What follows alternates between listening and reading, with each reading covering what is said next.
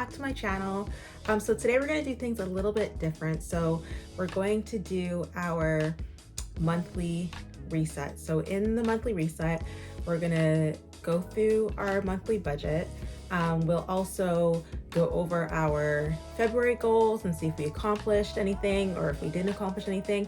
And then we'll set up our March goals. And so I don't know about you, but I'm so glad that February is basically almost over. Today is the 27th, so tomorrow's the last day of February. But for me, it was just like kind of like a high stress month. There's lots of deadlines, especially because I work in payroll. And yeah, so I'm just glad for March. I'm glad for better weather. I'm glad that I will be celebrating 2 of my kids' birthdays this month. And can you believe that they're born like back to back, like one day away from each other? So that's kind of hectic.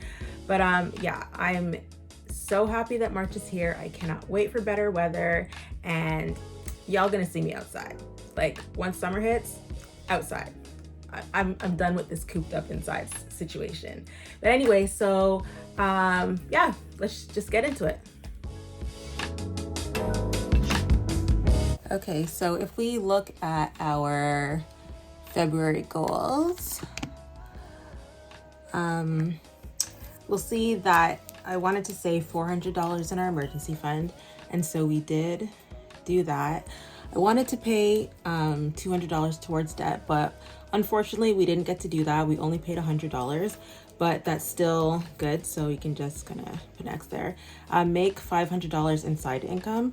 So even though I did make like $1,600 in side income, I specifically wanted to make $500 in additional income that I don't regularly make. So I did not do that, and I didn't close one deal, so I didn't do that, and which is probably why I also didn't do that. So yeah, so now we'll just kind of prepare our goals for March. So for the March goals, I separated them into personal, financial, and then social media. And so my first personal goal is to maintain a 6 a.m. morning routine. So I'm actually just gonna go ahead and write these all out, and then I'll come back and talk about them.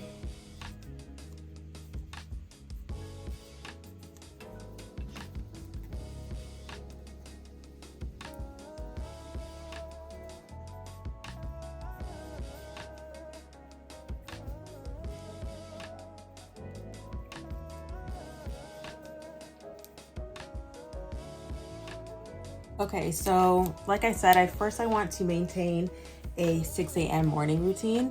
And so I started doing this last month, but I haven't really been consistent in doing it. And the reason why this is important is because my kids basically wake up at 8. So I have from like 6 to 7 to take time for myself and like uninterrupted time. So this is when I would like do my devotional, you know, take a shower, just get ready for work slowly, and just have some time to myself before my kids wake up. And then normally at 7 o'clock is when I start to do things for them. So that's when I start to prepare their lunch and do all that stuff. And then by 8 o'clock, that's when I start work. And that's also when I have to wake them up from school. But in order for me to do this, I have to, next goal, go to bed at 10 p.m. If I go to bed later than that, like 11 or 12, then there's no way I can actually like wake up at 6 a.m. and actually be productive or get out of my bed. And so my third personal goal is to slow down when it comes to side work. So I want to make sure that I have like a definite separation between the days that I do side work, like after work, and then the days that I just have to relax and kind of like spend time with family.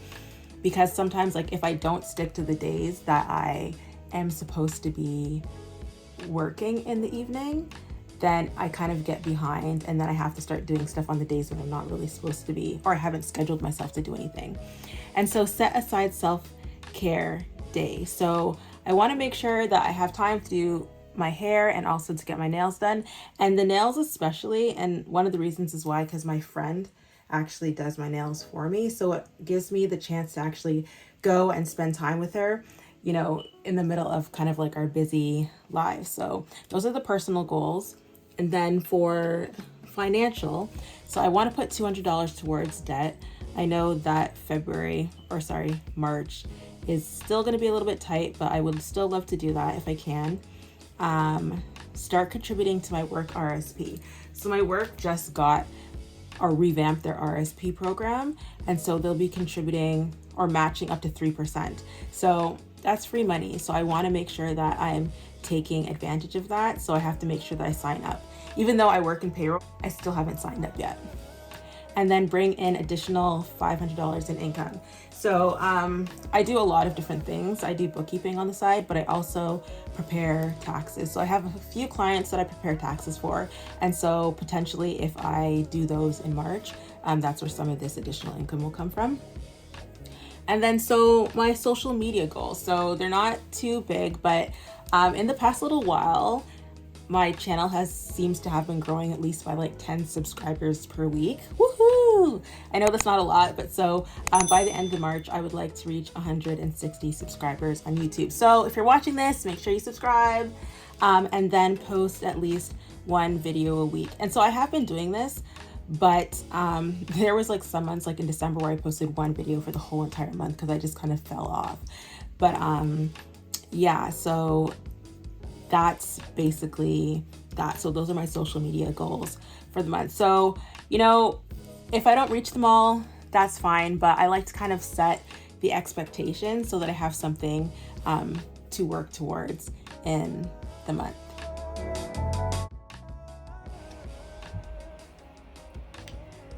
Okay, so this is our monthly budget.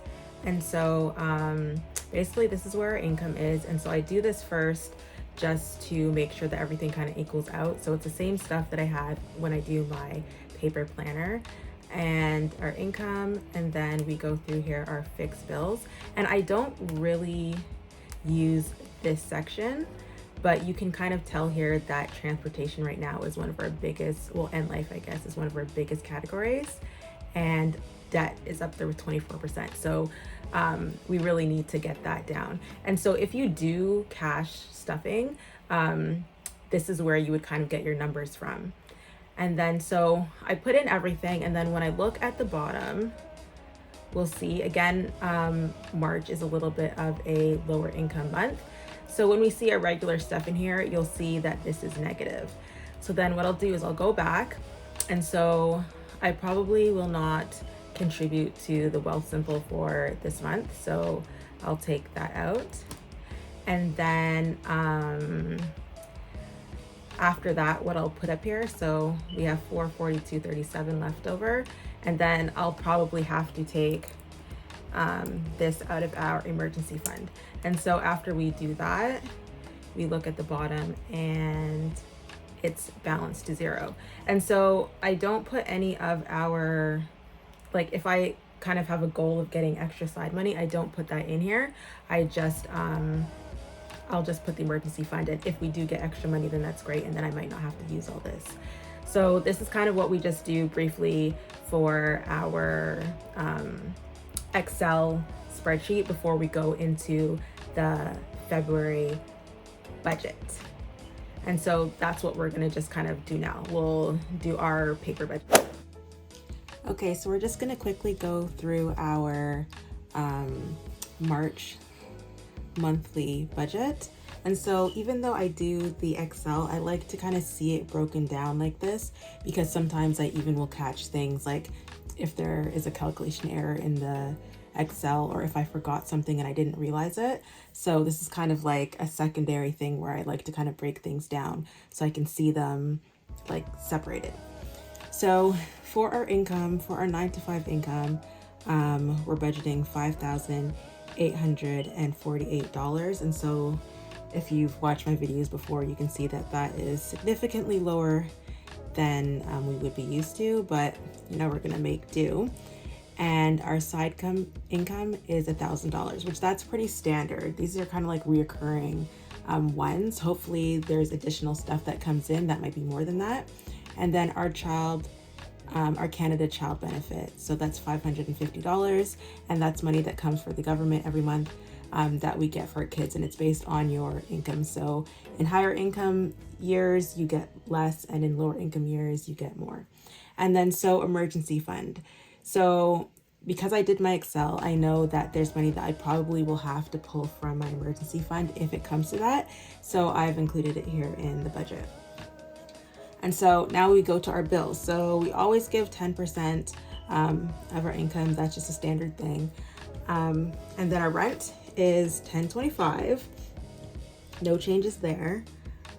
And then our car insurance. So this is car insurance, a little bit of life insurance, some renter's insurance. And then our car payment that comes out bi-weekly. So every other Friday, it's $540.36. And then so our cell phone bill is $190. It should be a little bit lower than that, but we've had some long distance charges that, which is why it's this high. And then our debt. So nothing new here. We generally pay the same thing every month. So Candyman, if you want to see a breakdown of our debts, you can check out my debt confession video. I will link up above. And Hannibal, so this is our credit card. Voldemort, another credit card. Michael Myers is a loan, and Annie Wilkes is also a loan. And then Poison Ivy is a line of credit. And then this is the debt that we're trying to eliminate right now. And so Equitable Life, that's insurance for my kids. And then American Express. So this is where all of our subscriptions come off. So let me just move this. So yeah, American Express. This is where all of our subscriptions come off. Our bank fee, that is there every month, even though, I don't know, I should just close that bank account and switch it. I'm just too lazy. And then our kids' allowance. So if we take this $7,840, we minus our total bills or kind of like fixed expenses, then we have $2,550 remaining. And so then we'll move on to our variable expenses. And so standard $800 for gas. So because they're variable, this is where things can change. So if my husband isn't going to work as often or things are still slow, then he's not going to use this much gas. This is for both of our cars, but yeah, this number won't be high. So there's potential to have some savings in this category. And then our grocery budget is always $600. And then our pet budget is $400. And this is dog food and fish food and any supplies that our animals would need. And then so our buffer, normally I put a $200 buffer, but this time I decided to do a $100 buffer so that I could put $100 to our credit card. So the total of the variable section is $1,900, and remaining we will have $650. And so, okay, so for here I have emergency fund $400, and it seems like, okay, why would you contribute $400 to your emergency fund if you're just gonna take this $400 out?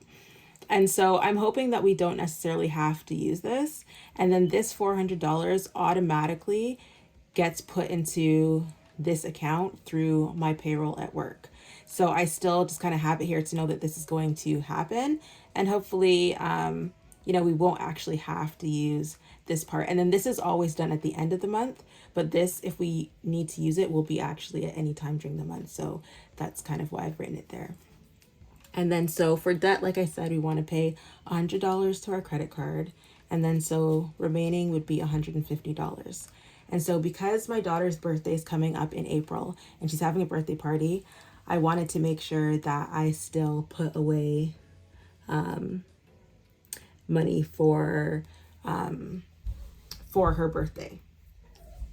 And so the net effect to all this is $0. So we do a zero-based budget. And so this is basically our written out budget for March. So that's basically our monthly reset. I hope you enjoyed my video. As you can see, my son now is sleeping behind me, so we're gonna wrap it up. But please like, subscribe to my channel, and we'll see you next time. Bye.